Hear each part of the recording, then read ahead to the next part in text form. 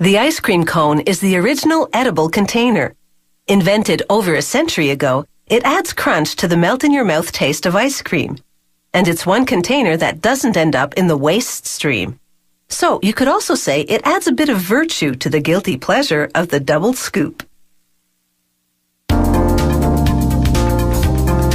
The first ice cream cones were rolled waffles, and today's cones are simply modern versions of that.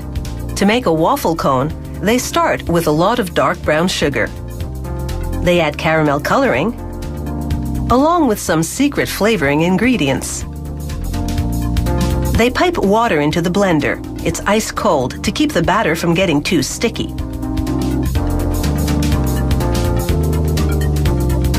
A computer controls the flow of flour into the mix from a tank a floor above.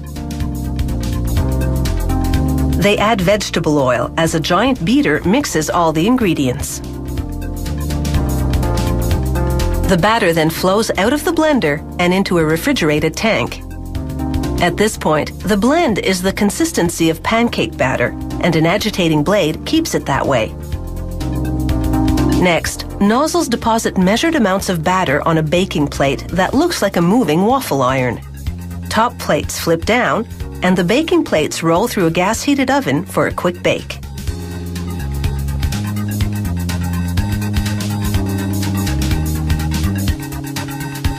The top plates lift up, revealing the cooked waffle patties.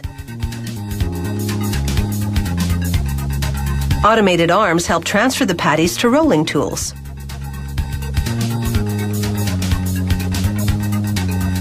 The tools grab the patties and twist them into cones.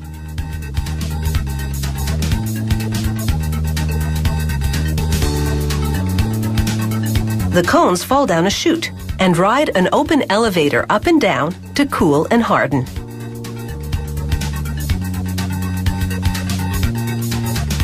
The waffle cones slide down another chute and move into lanes on a conveyor.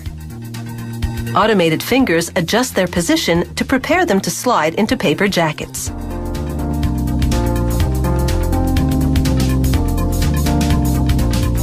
A computer with a camera eye counts the cones and sends a message to a machine that stacks them in the right increments.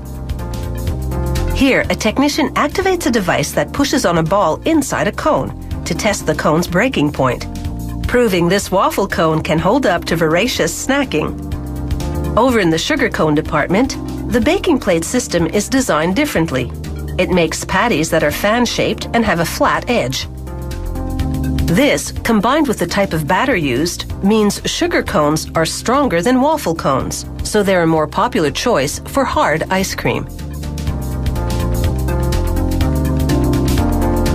Packers stack the cones in styrofoam trays. Then the packages travel through a curtain of high-density polyethylene film. A heated sealer finishes the wrapping job. An X-ray machine sends information about the contents to a computer that counts the cones and alerts the company to any problems.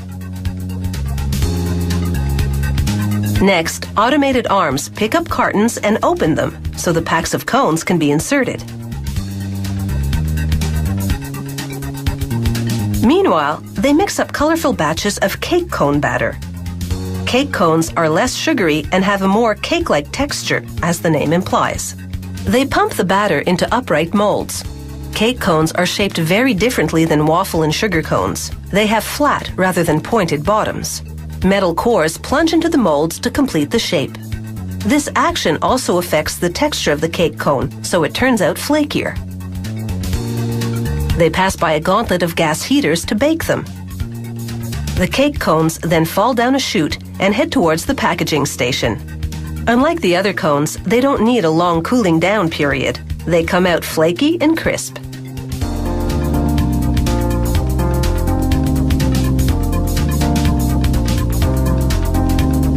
A mechanical arm picks up paper sleeves and drops them in front of the cones. It's all perfectly timed.